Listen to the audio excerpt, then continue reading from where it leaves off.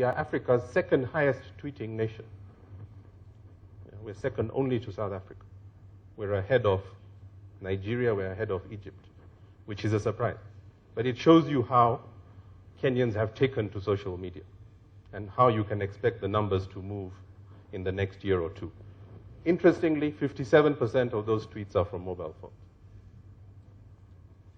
Okay, so mobile phones are the things that are creating this phenomenon. So this is the point. When we talk about social media, for most of you, there's probably a conversation going on about your business on social media as you sit here. If your business is of a certain size and your brand has any sort of traction out there, I have no doubt it's being discussed by somebody somewhere. If it becomes a very good or a very bad sentiment, it will gain traction. It will do the rounds very fast. So the question for you really is, would you allow conversations about your brand to happen where you do not participate? Where you're not aware of what is going on, where people can say what they like, where nobody is calming the waters. That's the thing before you. How much can you avoid this? It's not really about the return on investment, it's about the cost of ignoring this. Today, there is a huge number of people online, as you've seen from a lot of the statistics that Sunny has given. And we moved from the basic connectivity where we had very rudimentary browsers, there was no multimedia, that was basically the web, World Wide Web. Then we went to Web 2.0. And in Web 2.0, you started seeing now other more interesting things. So the interaction became better. You had video being made available.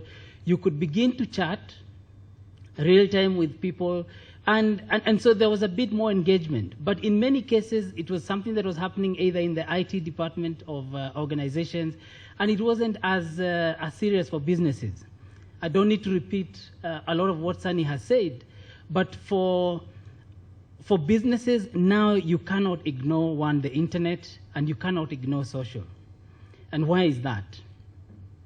So if you look at a company like Google, today the company is doing about $45 billion turnover. But it is a directory. All the company does is get information of all the different sites that exist in the world, rank those sites, and people are able to go and then find the information that they're searching for. So there are two things that you get online. One, you go and you search for information, and that information allows you to make the right decisions, or it entertains you with whichever thing you're trying to do. The business has been able to grow primarily through advertising. What that means is when somebody is searching for anything, any product or any person, we're able as a company to show ads alongside whatever people are searching for. And the advertisers are now able to match with the right people, and they're able to get their products and services out there. The internet gives you reach. So we have, for instance, as Google, we have something called Getting Kenyan Businesses Online. There's a lady that went, she sells cakes in Westlands, and she went and set up a website so that people could go and buy cakes and get them delivered. So when she got her website launched and working, she got more orders from overseas, the US, than she could manage from local. So she actually then shut down her shop to first then do all the cakes, and then start finding a way of changing her business model. So the internet gives you a very interesting and different reach. And it has very, very many interesting opportunities. So how many of you know search engine marketing? Wow, okay. Search engine optimization, real-time bidding? No, okay. Let me tell you, then this is a great time to actually first be in Kenya and to have the opportunity to start getting into that space. Why is that? This is the one way you can begin to reach your customers almost immediately, whether it's at night during the day and wherever your customers are, whether they're overseas or whether they are local, whatever device that they are actually using, you're able to reach them. So some of the key businesses that exist help businesses build websites, and I can tell you this is a massive opportunity right now for any business that's going to build websites. The second thing on top of building the websites is then getting the websites ranked or put on the net so that when people search, they're able to find that business.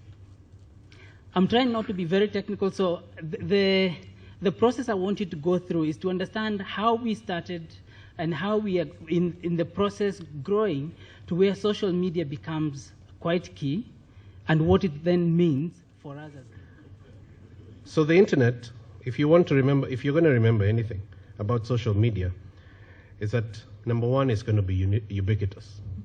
Number two is that for business, it's going to become somewhat monolithic. You're already hearing some huge numbers, aren't you? You're hearing that there are millions of people in Kenya who are already using Facebook. There are already millions of people with mobile phones and that sort of thing.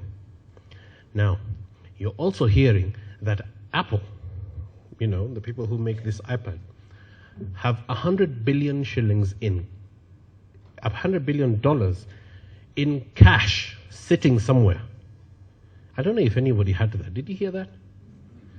$100 billion in cash.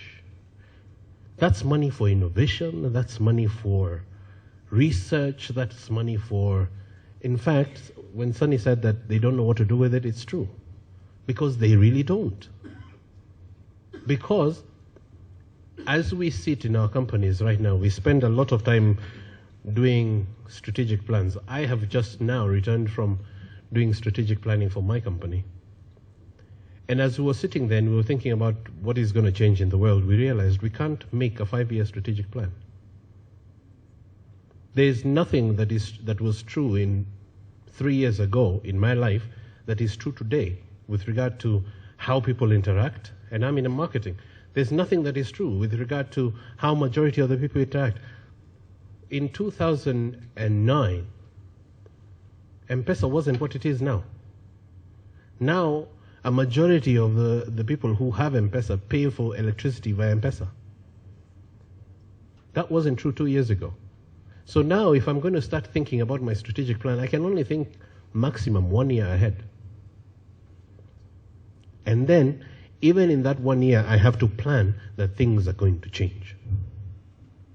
So, one other impact that social media is going to have in your businesses and in your lives and in mine is that your strategic plans are going to get way shorter. We are coming to a time when strategic plans are going to be for 6 months. And I am talking about not in the technology space. I am talking about who works in industry. Who works in industry? Who works in a law firm? Architect? Those sort of industries. Who works in a shop? Retail. Men, what do you guys do? You don't sell something, you're not professional. What do you guys do? You know, in all of these things that we take for granted, Nakumatt is not going to operate the way it has been in 1 year.